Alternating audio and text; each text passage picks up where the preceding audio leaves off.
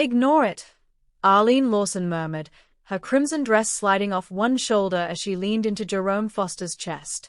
Her manicured fingers worked at the buttons of his white shirt in the amber glow of his executive suite. The Seoul skyline stretched behind them like a constellation of conquered territories, his phone illuminating the obsidian desk with each insistent buzz. Marissa's name and photo, her braids caught in sunlight from a lifetime ago, appeared for the fourth time that evening. Jerome silenced it without hesitation. "My wife knows better than to call during the Singapore negotiations," he said, his hand finding the small of Arlene's back as her vanilla perfume wrapped around him like expensive smoke. The phone pulsed once more with a voicemail notification. Jerome flipped it face down. "The acquisition won't wait for domestic issues. She never calls this late." Arlene paused, her fingers hovering at his collar. "Maybe it's important." "Because she knows I'm always working," Jerome replied, pulling her closer. "That's how you build a $3.4 billion empire and maintain a marriage that exists only in photographs." 47 hours later, those same hands that had caressed his mistress were now shaking as Jerome Foster crashed through the doors of a seaside clinic on Jeju Island. His Bryony suit was wrinkled from the emergency flight. The doctor's words struck him like physical blows. Stage 4. Pancreatic. Metastasized. Hospice care recommended. Marissa lay in a narrow bed, her once vibrant frame now fragile against the white cotton sheets. Jerome collapsed into the chair beside her, his empire suddenly weightless. "I finally listened to your message," he whispered, tears cutting paths down his face for the first time since his mother's funeral 20 years ago. "Why didn't you tell me in person?" Marissa's eyes opened slowly, her voice barely audible above the rhythm of the fore drip. "I tried for weeks, Jerome. You never had time." "What would you do if you discovered the most important call of your life was the one you deliberately silenced? How many final moments have we all missed while chasing the wrong victories?"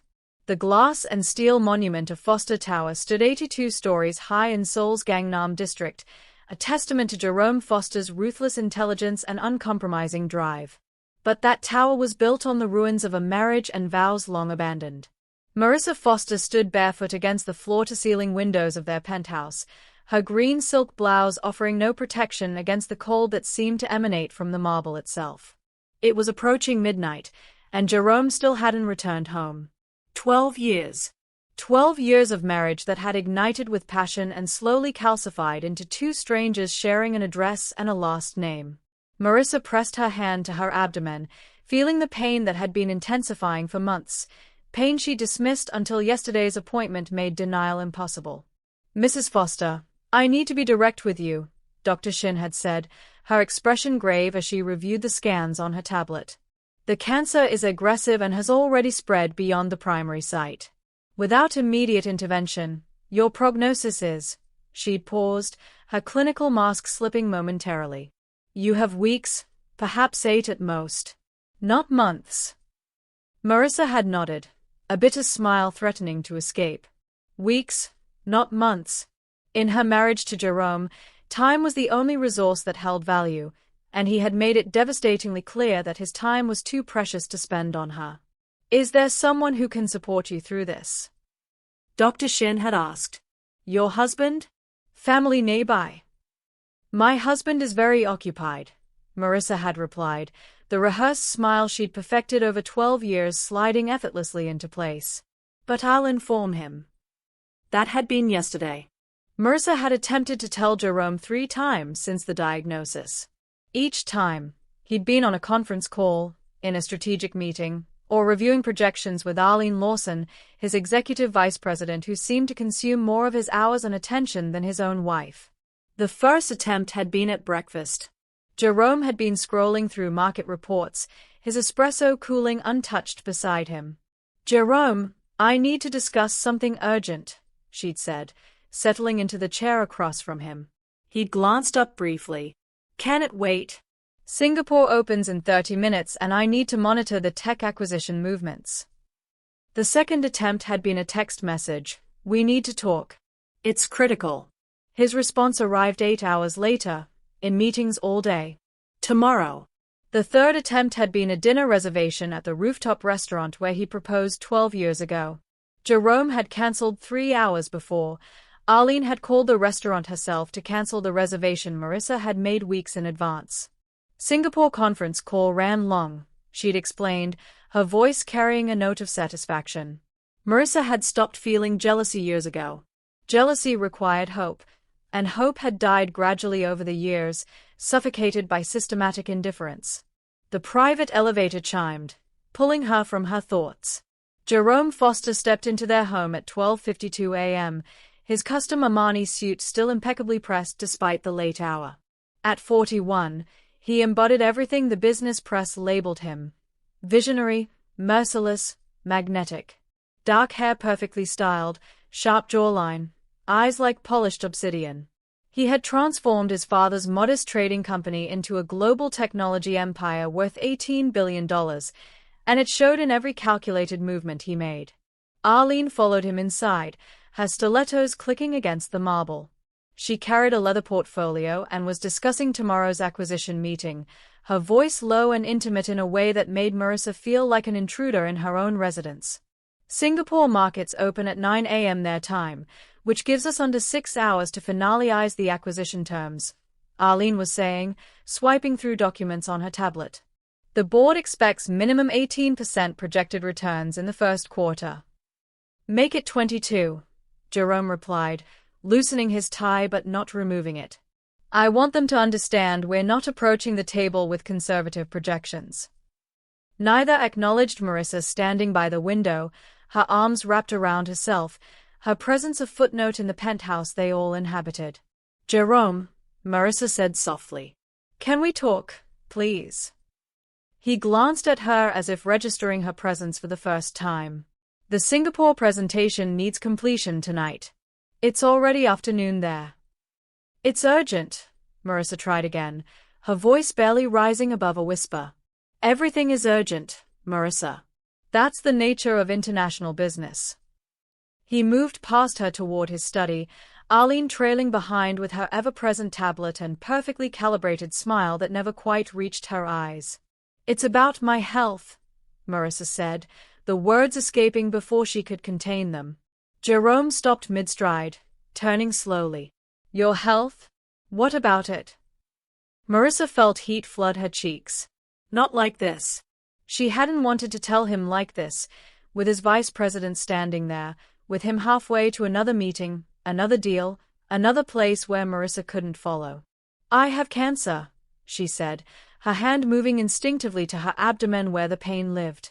It's advanced. Stage 4. For a heartbeat, something flickered across Jerome's face, surprise, confusion, perhaps even concern. But it vanished so quickly Marissa wondered if she'd imagined it. How long have you known? He asked, his voice strangely detached. I received the diagnosis yesterday. Yesterday? And you're only informing me now? Marissa felt anger spark in her chest. I've been attempting to tell you since yesterday, Jerome. You're never available. Jerome checked his watch. We'll discuss this tomorrow. I have the Singapore team waiting. The doctor says it's terminal, Marissa pressed on, desperation creeping into her voice. I need treatment. I need support. Jerome nodded curtly. I'll have Arlene arrange for the top specialists. We'll secure whatever medical resources you require. Now, if you'll excuse me, I have a presentation to finalize. And just like that, he was gone, disappearing into his study with Arlene, the door closing behind them with a soft, definitive click. Marissa stood there, invisible once again. She had become a beautiful artifact in this museum of wealth and achievement, something to be maintained but never truly seen. Have you ever felt like you were drowning while the person who promised to be your lifeline checked their phone instead? Have you ever realized that the life you built with someone exists only in your memory while they've moved on without ever leaving? The penthouse contained 14 rooms, yet Marissa felt suffocated in all of them. She walked slowly to their bedroom suite, the one they no longer shared. Jerome slept in his study most nights, or claimed to. Marissa had stopped questioning where he really was after discovering him and Arlene in an intimate conversation 7 months ago, heads bent together, his hand lingering on her waist. "She's just my vice president," Jerome had explained dismissively. "Don't be theatrical." In the bathroom, she studied her reflection. 43 years old, dark braids falling past her shoulders in intricate patterns, eyes that once sparkled with artistic passion and dreams. She barely recognized the woman staring back. The pottery artist who had once exhibited across 3 continents before surrendering it all for love. For him. She remembered their first encounter at a charity auction where her ceramic sculptures had been featured. Jerome had approached her afterward, his eyes alight with something she'd mistaken for appreciation of her art. "You create like you're capturing moments of transformation," he'd said, handing her a glass of champagne. "It's remarkable to make something so fragile appear so enduring." What Marissa hadn't understood then was that Jerome approached everything as a problem to be analyzed, a system to be optimized. He'd been studying her technique, not feeling it. That distinction had taken years to comprehend. Her phone sat on the counter, and she picked it up with trembling hands. She had rehearsed these words 1,000 times in her mind. Now she needed to speak them aloud, even if he wouldn't listen in person. Marissa pressed record and began to speak, tears streaming down her face. "Jerome, it's me. I know you're occupied. You're always occupied. But I need to tell you something critical. I've been carrying this diagnosis alone since yesterday. I have terminal cancer. The doctor says without aggressive treatment, I have weeks, not months. But even with treatment, the prognosis isn't favorable." Her voice fractured, but she continued. "I can't remember the last time you looked at me like I mattered, like I was more than just another obligation on your calendar. I thought when we married that our connection would deepen over time. We were so alive once, weren't we? 12 years ago, I believed what we had was powerful enough to survive any storm. But 12 years later, I'm still waiting for the man I fell in love with to return. And I can't wait anymore. Not with the time I have left." Marissa took a shaking breath, memories flooding back. Jerome teaching her to navigate Seoul's streets during their first autumn together. Jerome surprising her with sunrise walks along Namsan Tower. Jerome holding her through her father's funeral. Where had that man disappeared to? "So I'm leaving for my grandmother's property on Jeju Island. By the time you hear this, if you ever do, I'll already be gone. I want to spend whatever time I have remaining where the ocean is visible and where I can feel the wind without glass between us. I'm taking my pottery wheel. I want to create again before it's too late. I want to remember who I was before I became just an accessory to your success." She wiped her eyes, her voice steadying. "Don't search for me, Jerome. Not because I hate you, but because I need to rediscover myself. I need to remember what it feels like to matter to someone, even if that someone is only me. I loved you. I truly did. I loved you enough to wait for 12 years, hoping you'd love me back. But I don't have 12 more years. I don't even have 12 months." She paused, her next words barely a whisper. "Goodbye, Jerome." She pressed send before courage could abandon her. The message uploaded as a voice note to Jerome's phone. The timestamp read 1:23 a.m. 2 floors below in his private study, Jerome sat with Arlene reviewing acquisition strategies, their heads bent close over financial projections. His phone buzzed on the mahogany desk. He saw Marissa's name flash across the screen, then another notification from the Singapore office layered over it. Without thinking, he swiped away both notifications. He didn't have bandwidth for whatever Marissa wanted to discuss. It could wait until morning. As Arlene leaned closer to highlight a clause in the contract, her perfume enveloped him, expensive, intoxicating. Her hand brushed his, lingering a fraction too long. Jerome looked up at her, the tension between them electric and undeniable. "We should finish the presentation," she whispered, but made no move to create distance. Jerome knew he should stop what was about to happen. He thought briefly of Marissa upstairs, of the diagnosis she'd shared. But those thoughts seemed distant, abstract compared to the immediate presence of Arlene, who understood his world, who spoke his language of acquisitions and quarterly earnings and hostile takeovers. The phone sat silent on the desk, Marissa's final message waiting unheard in the digital void. And Jerome Foster, the man who had built an empire by never missing an opportunity, missed the only one that would ever truly matter.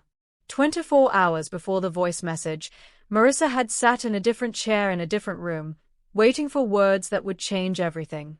The oncology center occupied the 15th floor of a medical tower in Gangnam, all glass walls and minimalist furniture designed to suggest hope through expensive aesthetics. Marissa had arrived alone, as she did everything now. Jerome had a breakfast meeting with investors. She hadn't bothered to ask him to reschedule.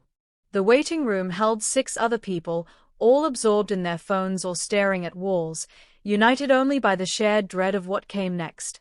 Marissa watched a young woman, maybe 25, holding hands with an older woman who might have been her mother. Their fingers intertwined tightly, as if they could physically hold each other's fear at bay. Marissa looked down at her own hands, empty and cold. Mrs. Foster. A nurse appeared in the doorway, her smile professionally gentle. Dr. Shin will see you now. The consultation room was smaller than Marissa expected, dominated by a large monitor mounted on the wall. Dr. Shin sat behind a sleek desk, reviewing something on her tablet with an expression Marissa had learned to recognize over 3 previous appointments, the face doctors wore when the news was worse than anticipated. Thank you for coming in, Dr. Shin said, gesturing to the chair across from her.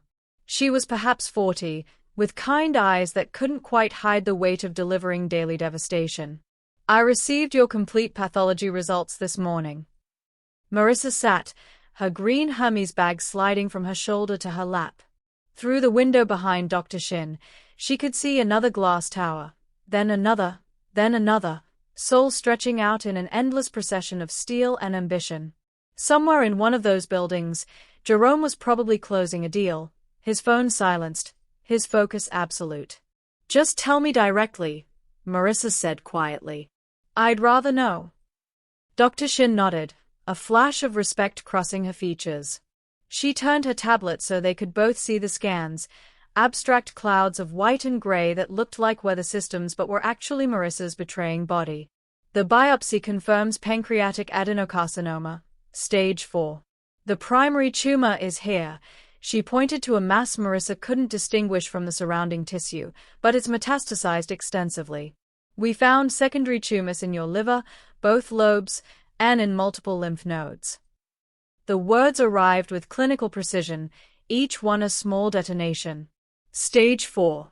Metastasized. Extensively. Marissa understood enough to know these were terms that came with countdowns, not cures. What's the prognosis? Her voice sounded distant, as if someone else were asking the question. Dr. Shin set down her tablet and leaned forward slightly, abandoning the protective shield of medical jargon. With aggressive treatment, chemotherapy, targeted radiation, possibly immunotherapy, we might extend your timeline to 8, maybe 10 weeks. But Mrs. Foster, I need you to understand that pancreatic cancer at this stage is extremely aggressive. Treatment would buy time, but at significant cost to your quality of life. You'd be nauseated, exhausted, in considerable pain. And without treatment. 4 weeks. Perhaps 6 if you're fortunate. Dr. Shin paused. I'm deeply sorry. Marissa absorbed this with an eerie calm, as if her body had known before her mind caught up. The unexplained weight loss. The pain she'd attributed to stress. The exhaustion she'd blamed on insomnia caused by sleeping alone in a too large bed. Her body had been screaming, and she'd been too busy being invisible to listen. Is there someone who can be with you through this? Dr. Shin asked gently. Your husband? Family? Marissa almost laughed, a sound that would have emerged bitter and broken. My husband.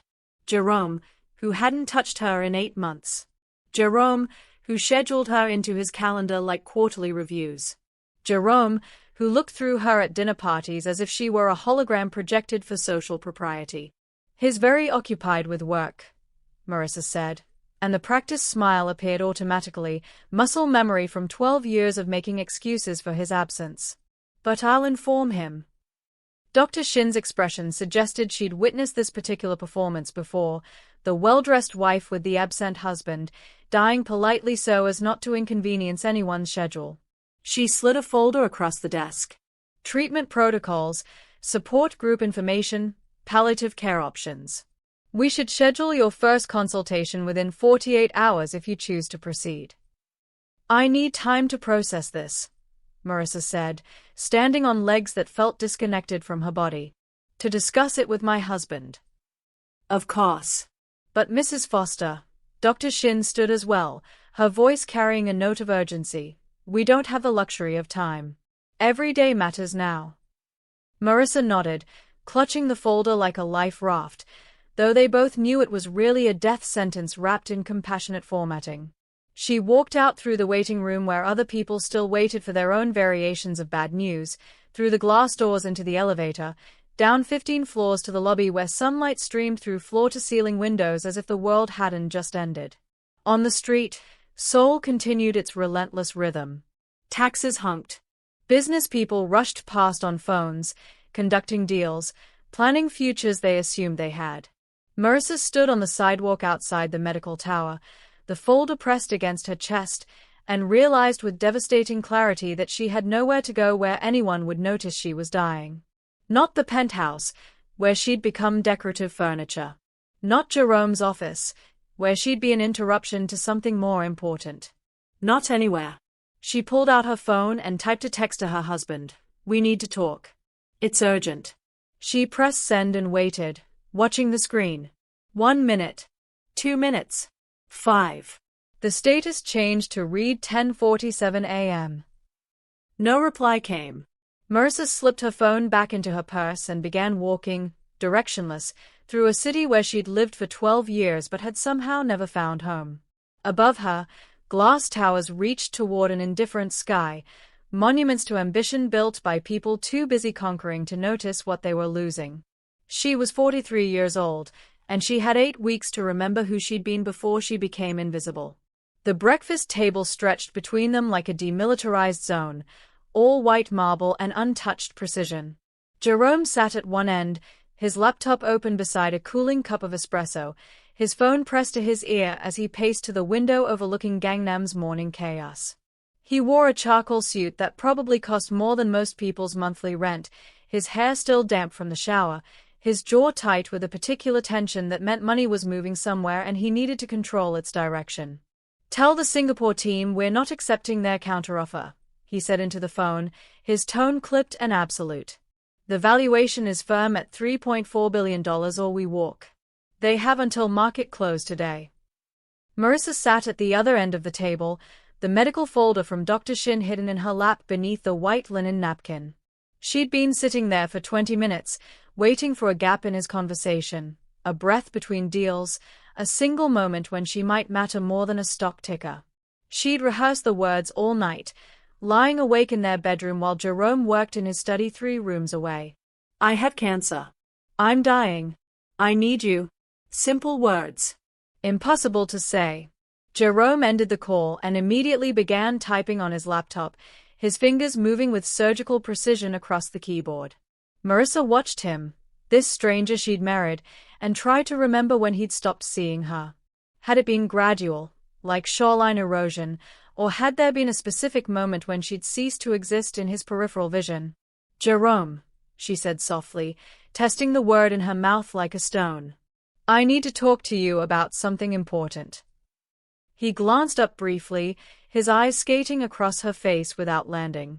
Can it wait? Singapore markets close in 40 minutes and the acquisition team is waiting for my call with the revised terms. It's about my health. The words came out smaller than she'd intended, swallowed by the vast space between them. His phone buzzed. He looked at the screen, and she watched his attention fracture completely. I need to take this. Legal team. He pressed the phone to his ear before she could respond. Yes, I'm looking at the clause now. Section 12, subsection 4. He walked away, still talking, disappearing into his study. The door clicked shut with soft finality. Marissa sat alone at the breakfast table, the diagnosis folder heavy in her lap, and felt something inside her calcify into acceptance. He would never have time. Not today. Not tomorrow. Not in the 8 weeks she had left. She pulled out her phone and typed carefully. "We need to talk. It's urgent. It's about my health and I need you to listen." She pressed send and watched the message deliver. 1 minute passed. 2. 5. The status changed to read 11:23 a.m. No response appeared. Marissa stood slowly, leaving her untouched breakfast on the table, and walked to the floor-to-ceiling windows. Somewhere across the city, Jerome's empire hummed with the machinery of wealth creation. Contracts being signed. Money flowing through digital arteries. His name appearing in business journals and financial reports. Her phone remained silent. At 2:47 p.m., she tried calling. It rang 4 times before going to voicemail. His recorded voice, professional and distant, invited her to leave a message. She hung up without speaking. What she couldn't know, was that at that exact moment, Jerome was in the Schiller Hotel's executive suite with Arlene Lawson, reviewing acquisition documents spread across the bed. His phone sat face down on the nightstand, set to do not disturb, because nothing could interrupt the final stages of the Singapore deal. Not even his wife's desperate messages, now 3 unanswered texts deep, each one more urgent than the last. Arlene leaned across him to point at a clause, her crimson blouse falling open slightly, her perfume expensive and deliberate. "If we agree to their timeline, we lose leverage on the back-end valuation." Jerome nodded, his attention absolute, his phone buzzing silently with messages he'd read later, when the important work was finished.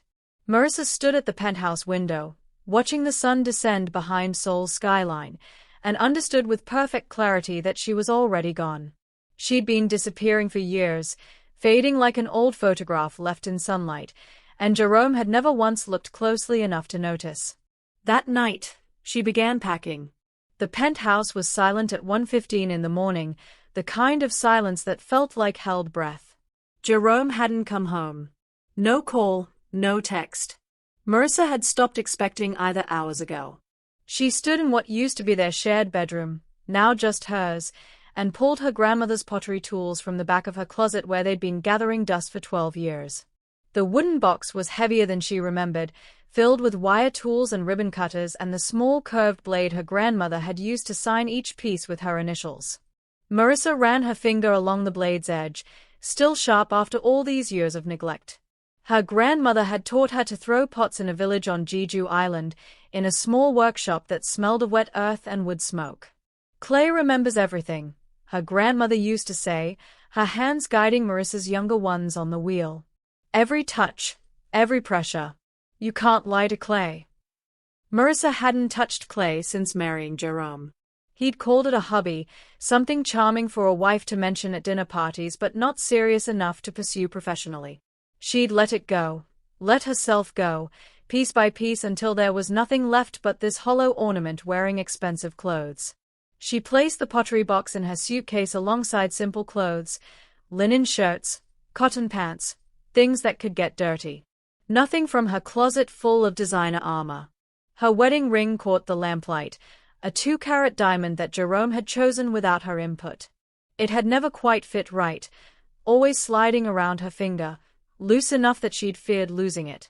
How fitting that the ring itself seemed to know it didn't belong. Marissa twisted it off and set it on the bathroom counter. Beside it, she placed a single piece of paper with 3 words written in her careful handwriting. "I'm going home." She picked up her phone, her hand steadier than she'd expected. She pressed record. "Jerome, it's me." Her voice sounded strange in the empty room, too loud and too quiet at once. "I know you're busy. You're always busy. But I need to tell you something, and I can't wait anymore for you to have time to listen." She paused, gathering courage from somewhere she didn't know still existed. "I have terminal cancer. Stage 4 pancreatic. The doctor says I have 8 weeks, maybe less. I tried to tell you at breakfast. I sent you texts. I called. You read them all and said nothing." Her voice cracked, but she continued. I can't spend whatever time I have left being invisible in my own home, waiting for a version of you that doesn't exist anymore. So I'm leaving for Jeju Island, to my grandmother's old property. I'm taking my pottery wheel. I want to remember who I was before I became just another asset in your portfolio." The words came faster now, spilling out like water through a broken dam. I loved you, Jerome. Past tense. I loved you enough to wait 12 years for you to love me back. But I don't have another 12 years. I don't have 12 months. I barely have 12 weeks. She wiped her eyes with the back of her hand. Don't look for me. Not because I hate you, but because I need to find myself again before it's too late. Goodbye. She pressed send before courage could abandon her. The message uploaded. 47 seconds of everything she'd needed to say for years, compressed into less than a minute. Her phone showed 1:23 a.m. The flight to Jeju left at 6:30. Marissa took one last look at the penthouse, at the life she'd tried so hard to fit into, and felt nothing but relief. The pottery box under her arm felt like the only real thing she'd touched in years. She walked out of Foster Tower for the last time, and the city lights blurred through her tears into something almost beautiful. Jerome returned to the penthouse at 11:47 p.m. the following evening, riding the high of a successfully closed deal. The Singapore acquisition had finalized at 9:23 p.m. Seoul time, $3.4 billion transferred across borders with the stroke of digital signatures. His phone had been exploding with congratulations from board members and investors. Forbes would probably call by morning. He stepped off the private elevator expecting the usual silence, darkness, Marissa already asleep or pretending to be. What he found instead was a different kind of silence, the kind that vibrated with absence. The penthouse was completely dark. No lamp left on in the living room as Marissa usually did. No light seeping from under the bedroom door. Jerome flipped the switch and the recessed lighting illuminated a space that suddenly felt too large, too empty, like a museum after closing. "Marissa?" His voice echoed off the marble floors. "Nothing." He walked through the living room, his footsteps too loud in the stillness. The kitchen was pristine, untouched. No dishes in the sink. No evidence that anyone had eaten here recently. He tried to remember the last time he'd seen Marissa in the kitchen. Days. A week. Their bedroom door stood open. Jerome pushed it wider and felt something shift in his chest. The bed was made with military precision, but Marissa's bedside table was bare. No phone charger.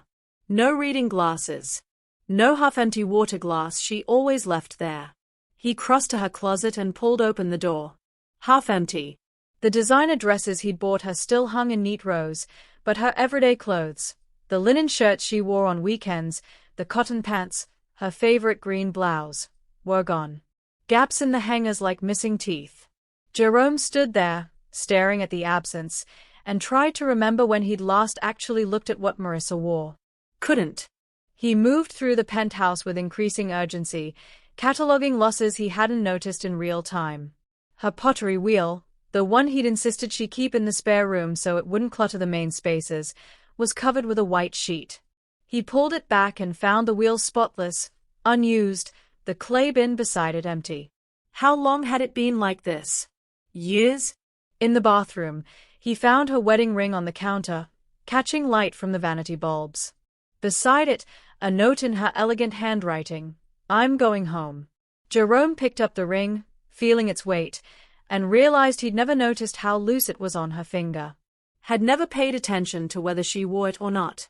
He closed his fist around the diamond and felt something crack inside his chest. His phone buzzed with another congratulatory message about the acquisition. He looked at it, then at the empty closet visible through the bedroom door, then at the ring in his palm. For the first time in 20 years, Jerome Foster understood the difference between value and worth. He'd built an empire measured in billions, conquered markets across 3 continents, put his name on buildings that scraped the sky. And somehow, in the process of building all of it, he'd lost the only thing that was irreplaceable. The penthouse suddenly felt like what it had always been, a monument to ambition built on the grave of everything that mattered. 14 rooms, 3,000 square feet, floor-to-ceiling windows overlooking a city he'd conquered. And every single inch of it was empty. Jerome sank onto the bed, still holding Marissa's ring, and for the first time since building his empire, he had no idea what to do next. All his strategies, all his tactical brilliance, all his ability to analyze and optimize, none of it mattered when the problem was shaped like the absence of a person he'd forgotten to love. His phone lit up with another notification. He didn't look at it. Instead, he finally noticed the voicemail indicator he'd been dismissing for 2 days. One unheard message from Marissa. Timestamp, 1:23 a.m. Jerome sat in his study at 2:33 a.m., the lights of Seoul glittering below like a field of dying stars. He'd been staring at his phone for over 2 hours, Marissa's ring still clenched in his left hand, the voicemail icon pulsing with accusatory patience. He'd built a career on processing information quickly, making decisions without hesitation. But his thumb hovered over the play button and refused to move, as if some primitive part of his brain understood that listening would change everything, and change was the one thing his empire couldn't absorb. The penthouse pressed in around him with its silence. No sound of Marissa moving through distant rooms.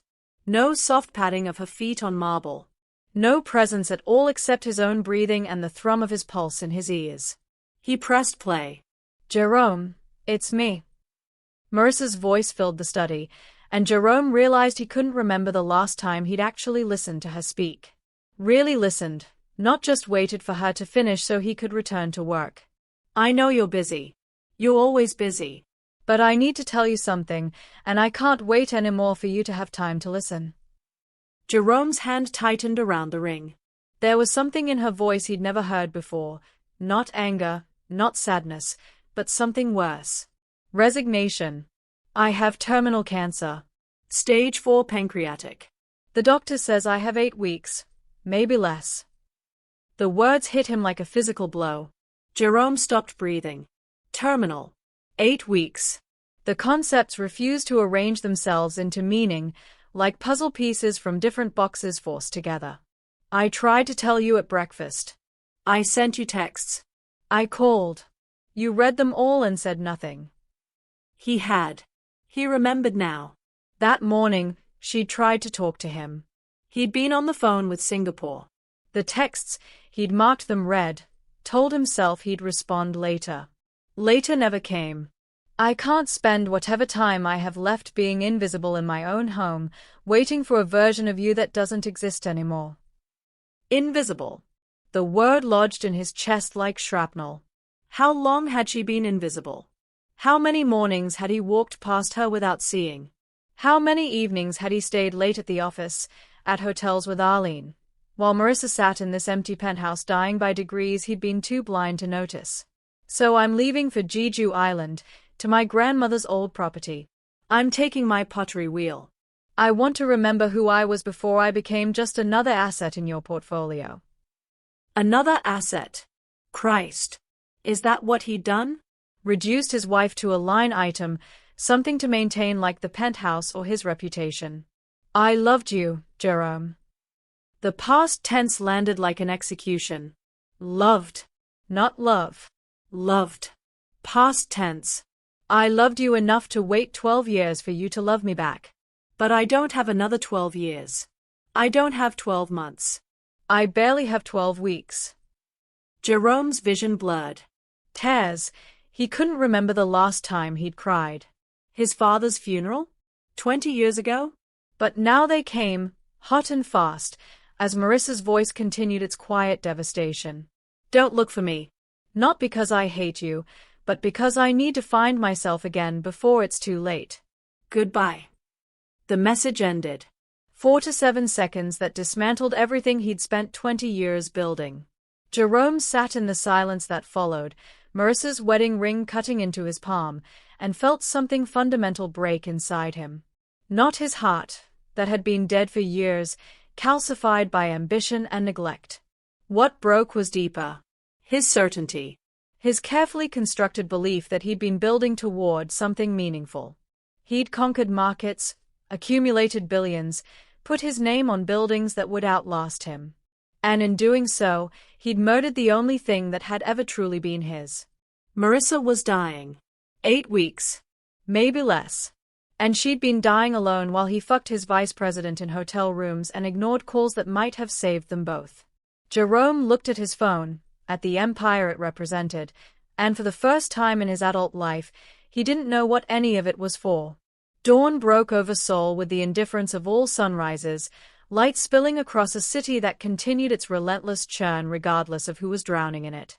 Jerome hadn't moved from his study. Marissa's voicemail played 17 times on repeat until the words had carved themselves into his consciousness like acid-etching glass.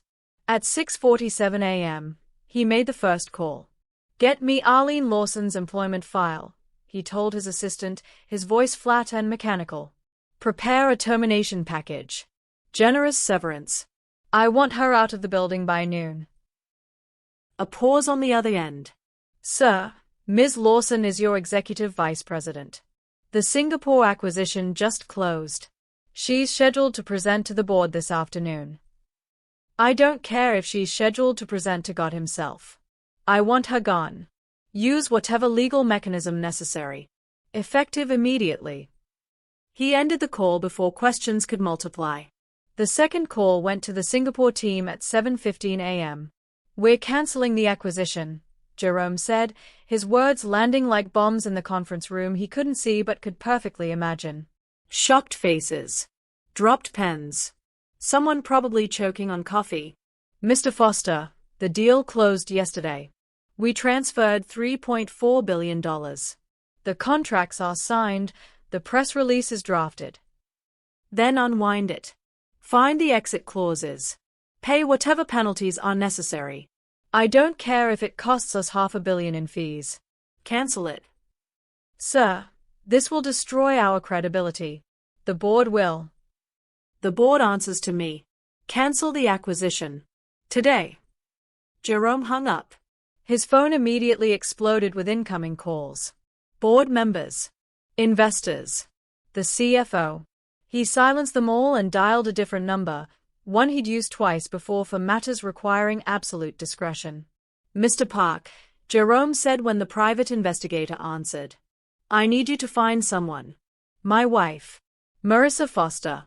Last known destination somewhere on Jeju Island, possibly her grandmother's property. I need an address within 6 hours. 6 hours is aggressive for Jeju. The land registry records. I'll pay triple your usual rate. 6 hours. Consider it done." By 8:30 a.m., the business news networks had picked up the story. Foster Enterprises cancels record-breaking acquisition scrolled across Bloomberg terminals worldwide. Jerome's phone showed 43 missed calls. His email had crashed twice under the volume of incoming messages demanding explanation. He ignored all of it. At 9:15 a.m., he called his assistant again. "Clear my calendar. Everything. For the next 2 months.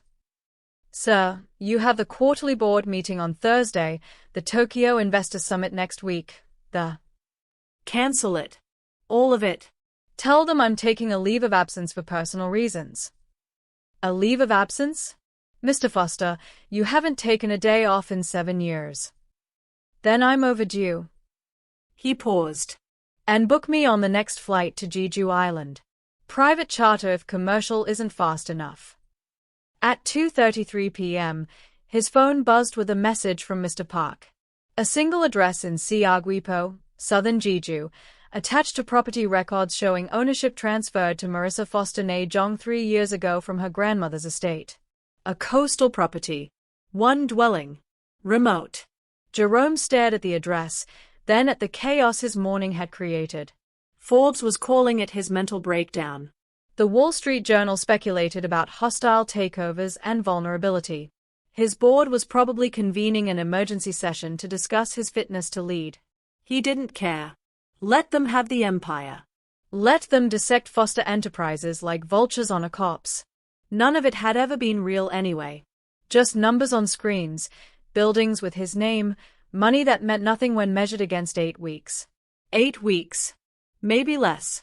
At 4:16 p.m., Jerome Foster boarded a private jet to Jeju Island, leaving behind an empire in flames and not looking back once.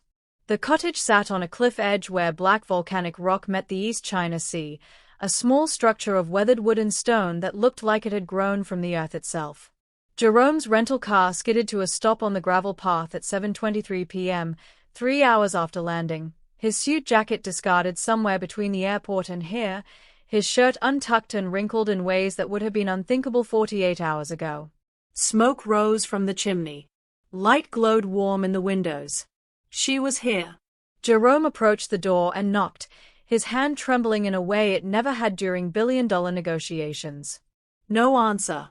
He knocked again, harder. Marissa? It's me. Please. Silence, then movement inside. Slow, pained movement. The door opened a crack. Marissa stood in the doorway, and Jerome's breath caught.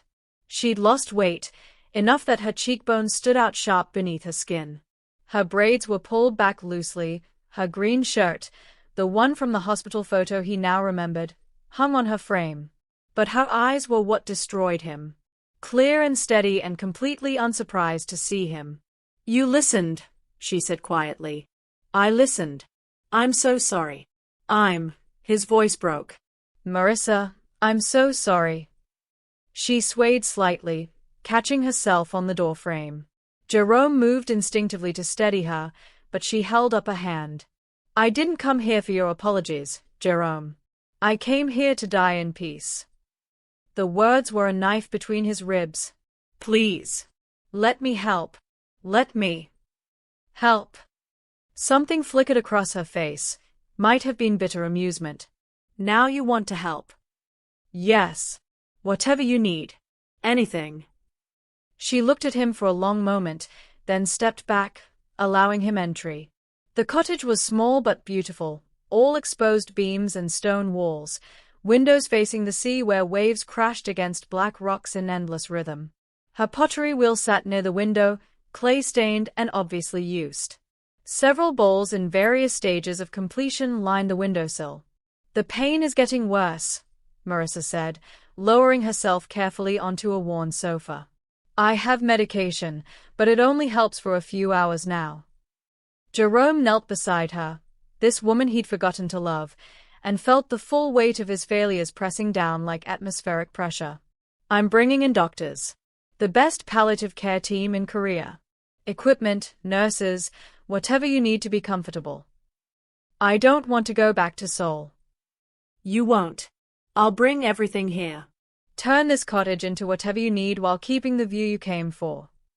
Over the next 48 hours, Jerome transformed her grandmother's cottage with surgical precision, the same focus he'd once applied to hostile takeovers now directed toward his wife's comfort. Medical equipment arrived via helicopter. A palliative care team from Seoul National University Hospital, 3 nurses rotating in 8-hour shifts. An adjustable hospital bed positioned by the window so Marissa could watch the sea. 4 stands. Monitors. Medication pumps calibrated to deliver morphine at intervals that kept the pain at bay without stealing her consciousness entirely. He converted the second bedroom into a medical suite. Installed a generator for uninterrupted power. Arranged for oxygen tanks, emergency supplies, anything the doctors suggested. But he honored her wishes. No aggressive treatment. No attempts to prolong what couldn't be saved. Just comfort. Just time. Just the sound of waves and wind and seabirds crying over volcanic stone. Marissa watched him work with an expression he couldn't read. Not forgiveness, they were far from that. But perhaps something softer than the resignation in her voice message. On the 3rd day, as Jerome adjusted her pillows while a nurse checked her vitals, Marissa spoke quietly. Why now, Jerome? Why not 6 months ago? A year ago? He had no answer that wouldn't sound like an excuse. So he told her the only truth that mattered. Because I was a coward who didn't know what he had until it was dying. She turned to look at the sea, and he couldn't tell if the wetness on her cheeks was tears or just the mist rolling in from the waves. The morning arrived soft and gray, fog rolling off the sea like breath from the mouth of something ancient. Marissa had been awake since dawn. Jerome could tell by the way she watched the window, her morphine pump untouched despite the lines of pain etched around her eyes. I want to throw a putt today, she said when he brought her tea. Her voice was weaker than yesterday, each word requiring visible effort. "Before I can't anymore." Jerome set down the tea with hands that had once signed billion-dollar contracts without tremor but now shook with the simple act of being present. "I'll help you to the wheel." "No." Marissa turned to look at him, and something in her expression had softened overnight, some barrier dissolved. "I want to teach you." He stared at her. "Marissa, I don't." "You've spent your whole life taking things, Jerome. Building your empire by acquiring what others created. I want to teach you how to make something. Just once." 20 minutes later, they sat before her pottery wheel. Marissa in a chair the nurses had positioned, Jerome kneeling beside her on the stone floor still cold from the night. A lump of clay sat centered on the wheel, gray-brown and smelling of earth and time. "Put your hands on mine," Marissa instructed, placing her palms on the clay. Jerome covered her hands with his, feeling how thin they'd become, how fragile. She pressed the pedal with her foot, and the wheel began its ancient rotation. "Clay remembers everything," she said, her voice barely audible over the wheel's hum and the crash of waves outside. "Every touch. Every pressure. You can't force it. You have to listen to what it wants to become." Her hands moved beneath his, pressing down, pulling up, shaping the spinning mass into something that looked like intention. Jerome felt the clay respond, cool and wet and alive in ways that stock portfolios and acquisition targets had never been. "Feel that?" Marissa asked. "The way it rises when you give it space? The way it centers when you're patient?" Jerome nodded, not trusting his voice. His hands, which had only ever known how to take, were now learning how to give form to formlessness, to create rather than consume. They worked in silence broken only by the wheel's rotation and Marissa's occasional whispered guidance. The clay rose into a bowl, simple and imperfect, its walls uneven where Jerome's pressure had been inconsistent. But it was real. He had made something with his own hands, and Marissa's hands had shown him how. When the bowl stood complete, Marissa released the pedal. The wheel slowed, stopped. She lifted her hands from the clay, and Jerome lifted his from hers, both of them staring at what they'd created together. "It's crooked," Jerome said, his voice thick. "It's beautiful," Marissa corrected. "Because it's honest. Because you made it with someone you love instead of taking something someone else built." The words hung in the air between them. Love. Present tense. Marissa turned to look at him, her eyes bright with tears and pain and something that might have been grace. "I forgive you, Jerome. I don't have enough time left to carry anger. And despite everything, despite all the ways you forgot me, I need you to know, some part of me still loves you. The part that remembers who we were before your empire ate us both." Jerome broke then, completely. He pressed his forehead to her clay-stained hands and wept like he'd never learned how to weep, great heaving sobs that came from somewhere deeper than his chest, from some place where he'd buried every feeling that didn't serve profit margins and quarterly earnings. "I don't deserve your forgiveness," he managed between breaths. "No," Marissa agreed softly, running her fingers through his hair with what strength she had left. "But I'm giving it anyway. That's what grace means." Outside, the fog lifted slightly, and sunlight broke through in shafts that turned the sea silver. The clay bowl sat on the wheel between them, crooked and imperfect and more valuable than anything Jerome had ever acquired. 5 years later, the man who enters the hospice center in Siaguipo bears little resemblance to the billionaire CEO whose face once graced Forbes covers. Jerome Foster's hair has gone completely gray, worn longer now and perpetually disheveled from running clay-stained fingers through it. His hands are calloused and scarred from years at the pottery wheel, the nails permanently darkened with clay that no amount of scrubbing fully removes. He wears simple linen shirts and canvas pants, the kind that can get dirty without consequence. The Marissa Foster Hospice Arts Center occupies the renovated cottage where she spent her final 18 days, expanded now to include 3 additional buildings that cascade down the cliffside, all glass and weathered wood designed to frame the sea. Jerome funded it with the liquidation of Foster Enterprises, every dollar of his empire transformed into this place where the dying come to remember they are still alive. "Good morning, Mr. Jerome," says Nurse Kang, greeting him in the sunlit atrium where patients gather for morning activities. She still calls him Mr. Jerome. Never CEO, never sir, just the quiet man who shows up 6 days a week to teach pottery to people with numbered days. Today's class holds 4 students. Mrs. Lim, 73, stage 4 lung cancer, hand shaking from medication but determined to finish the vase she started last week. David Park, 47, brain tumor, his teenage daughter sitting beside him to help when the tremors get too bad. Young Hee, 29, leukemia, who wants to make a tea set for her mother. And Mr. Cho, 61, pancreatic cancer like Marissa, who can barely lift his arms but insists on coming anyway. Jerome moves between them with patience that would have been unrecognizable to anyone who knew him before. He steadies Mrs. Lim's hands when they shake too badly to center the clay. He guides David's daughter's fingers to show her how to support her father's work without taking over. He sits with young Hee and talks about glaze colors while she rests between waves of nausea. With Mr. Cho, he's especially gentle. He sees Marissa in every pancreatic cancer patient, in the particular yellow tint to the skin, the specific way pain carves itself into their features.